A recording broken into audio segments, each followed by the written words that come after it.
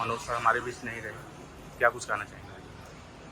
मनोज कुमार जी हमारे बीच में नहीं है, लेकिन हमारे बीच में रहेंगे ऑलवेज। सुबह 3:30 बजे मुझे कुणाल का फ़ोन आया कि हम हॉस्पिटल है, उनका निधन सुबह 3:30 बजे हुआ है। बहुत समय से बीमार थे, बेड रिडन थे, और लेकिन मेंटली बहुत एक्टिव थे। आजकल की फिल्मों के बारे में बातें करना, डिस्कस करना, सब्जेक्ट्स के बारे में बातें करना।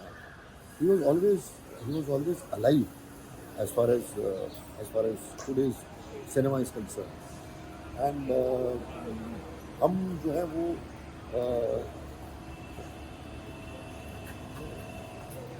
या मैं बहुत खुशकिस्मत हूँ कि मैं रेगुलर बेसिस पे मनोज जी से मिला करता था। हर 15-20 दिन में हम आया करते थे। मैं मधु भंडारकर, अनुपम खेर, ये रेगुलर विजिटर्स जो है मैंने जिसको रेगुलरली मीट है। सो काफ़ी समय हमने गुजारा उनके साथ। उठ नहीं सकते थे बिस्तर से ज़्यादा क्योंकि उनकी पीठ का इशू था, लेकिन बहुत ही अलाइव थे, बहुत ही फिल्मों के बारे में डिस्कस करना, सब्जेक्ट के बारे में डिस्कस करना। नुकसान है पूरी इंडस्ट्री के लिए कि ऐसी पर्सनैलिटी आज हमारे बीच में नहीं है, और दुखद समाचार है हमारे लिए कि ऐसी पर्सनैलिटी आज हमारे बीच में नहीं है। लेकिन उनके कामों से, उनकी फिल्मों से, उनकी इंटरव्यू से सारी इंडस्ट्री जो है वो जिंदा रहेगी और उनको याद करती रहेगी। क्रिमेशन उनका कल है, कल 12 बजे कोकनंस क्रिमेशन ग्राउंड में वेलीपाला वेस्ट में, और कल सुबह 9 बजे हॉस्पिटल से हम उनको यहाँ ले आएंगे, उनके पार्थिव शरीर को, और यहाँ से 10-10:30 बजे हम जाएंगे क्रिमेशन ग्राउंड में। It's a great loss to the industry, और on behalf of FTR director association, IMPPA producer association और फेडरेशन हम शुभ प्रकट करते हैं ऐसी हस्ती का हमारे बीच में आज नहीं रहेगी। Thank you sir. सर एक मिनट सर, हाँ लाओ थैंक यू। फिर तुम मेरा पकड़ लेना। जी हाँ सबसे ठीक है, रोलिंग जी। मधुर सबसे पहले तो यही पूछेंगे आपसे कि सुबह जब खबर आई हमको पता लगा, शॉकिंग बहुत शॉकिंग था। और मेरे ख्याल से मैं इतने सालों से मनोज जी को जानता था पर्सनली तौर पे। 2002 से जब मैं उनको चांदनी बार के बाद मिला था, तब से मेरी उनके साथ हमेशा संपर्क रहा है, और कभी भी नहीं भी मिलना होता मैं उनको फ़ोन पे हमेशा बात करता था। हमेशा इंस्पिरेशन थे वो हमारे लिए, जनरेशन। हमने तो उनकी पिक्चर देख के हम बड़े हुए हैं, पूरा पश्चिम, शोर, उपकार, टूटी कपड़ा मकान, क्रांति, इसी फिल्म देख के हम बड़े हुए हैं। उनकी देशभक्ति के जो गाने थे, जो उनके स्टोरी टेलिंग थी, बहुत ही अद्भुत थी, बहुत अलग थे, एड ऑफ टाइम थे।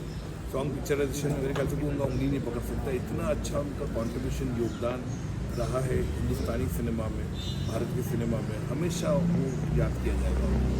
एज ए फिल्म कौन सी ऐसी चीज़ है जो वो अलग करती है मनोज कुमार साहब? देखिए, मेरे ख्याल से मनोज कुमार जी थी बहुत ही देशभक्त उनकी पिक्चरें होती थी, और उनकी पिक्चरें देशभक्त के अलावा मैं कहूँगा कि बहुत सी सोशल चीज़ों को उजागर करती थी।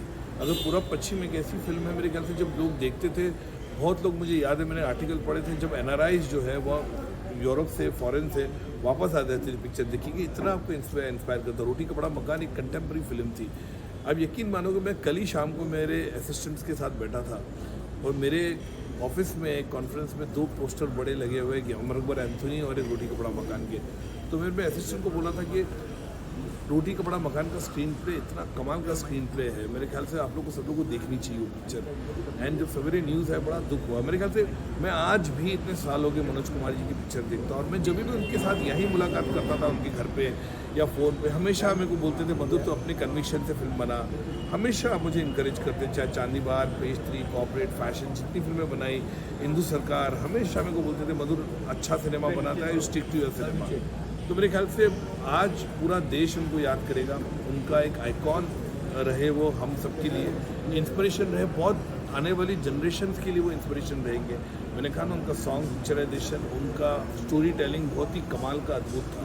हमेशा लोग उनको याद करेंगे। एज ए एक्टर भी मैं कहूँगा, एज ए एक्टर भी उनकी फिल्में, चाहे गुमनाम हो, वो कौन थी हो, भगत सिंह का रोल कौन भूल सकता है जब हम शहीद पिक्चर देखते हैं। आज भी हम लोग को कई साल तक ऐसा मनोज कुमार ही हमको लगते थे भगत सिंह है कि वो बचपन में जो उनका गाना दिखते थे रंगे बसंती जो गाना था इतना फेमस गाना है, तो हमेशा लोग उसे कनेक्ट करते थे। और मेरे ख्याल से आज एक एरा का एंड हुआ है, लेकिन मनोज कुमार जी अपने काम जो उन्होंने किया है, जो उनका कंट्रीब्यूशन रहा है हिंदुस्तानी सिनेमा में, it will be always be remembered. बंधु जी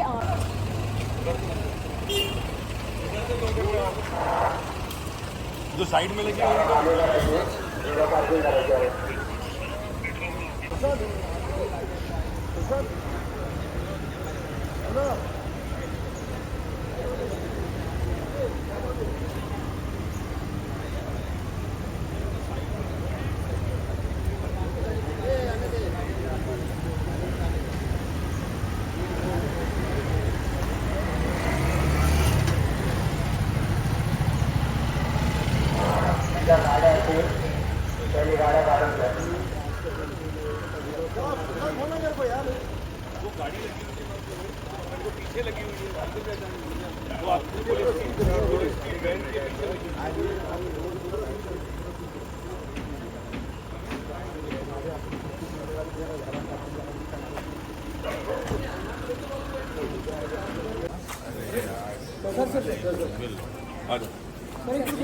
एनेक्डोट तो बहुत है। वो हमेशा मेरे को चाहते थे मैं एक्टर बनूं बोल के। मैंने बोला मैं बहुत बुरा एक्टर हूँ।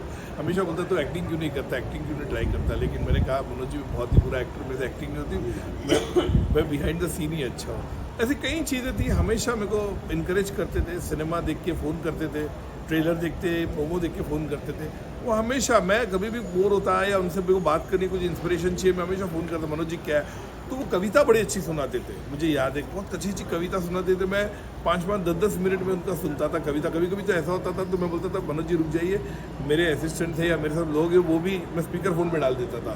तो कुछ कविता, कुछ शायरी बड़े अच्छे अच्छे सुनाते थे, तो बड़ा मज़ा आता था। वो सब चीज़ मैं मिस करूँगा उनके साथ। आपने अभिनय इंस्पायर्ड थे, उन्हीं को देख के वो फिल्मों में भी आए, Correct, नाम correct, भी है correct, यहाँ correct, रखा। तो आप उनके एक्टिंग स्टाइल के जो उन्होंने एंड तक रखा था, कहीं ना कहीं से जो ट्रेजेडी किंग दिलीप साहब बहुत मेरे ख्याल से बहुत ही कमाल का दिलीप साहब के साथ उनका एक रहा। उन्होंने डायरेक्ट भी किया दिलीप साहब को, और आदमी पिक्चर भी उन्होंने साथ में की, जिसके अंदर दिलीप कुमार और मनोज जी दोनों साथ में थे। बहुत ही कमाल की फिल्म थी वो भी, मुझे याद है। वो पिक्चर मैंने टेलीविज़न पे देखी, दूरदर्शन पे, दोनों का परफॉर्मेंस। उसके बाद क्रांति में साथ में काम किया, और मुझे याद है क्रांति एक ऐसी फिल्म थी जो दिलीप कुमार की जो एंट्री होती है मेरे ख्याल से कमाल की, एंड जो उन्होंने प्रेजेंट किया।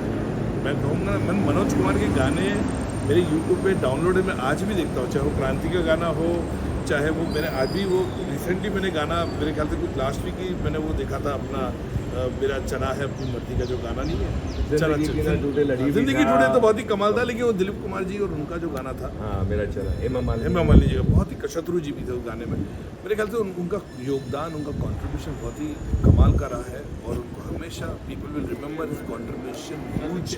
It will resonate today also with all the audience. आखिरी चीज़ पूछेंगे, वो जगह हमेशा के लिए खाली हमेशा रहेगी। मेरे ख्याल से कोई नहीं बनाया जो मनोज कुमार जी का जो योगदान है, जो कंट्रीब्यूशन है, मेरे ख्याल से कमाल है। देशभक्ति जो मेरे ख्याल से इन्फ्यूज़ की उन्होंने उस वक्त पे 80s 70s के सिनेमा में, वो आज भी लोग देखिए, आज भी हम लोग देखते, जब 26 जनवरी होती, 15 अगस्त होती, ऐसा होगा नहीं कि मनोज कुमार जी के गाने ना बजे।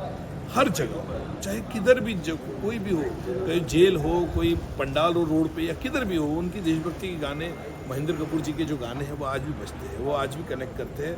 मेरे ख्याल से उनका योगदान बहुत ही हमेशा याद रखा जाएगा। धन्यवाद, थैंक यू।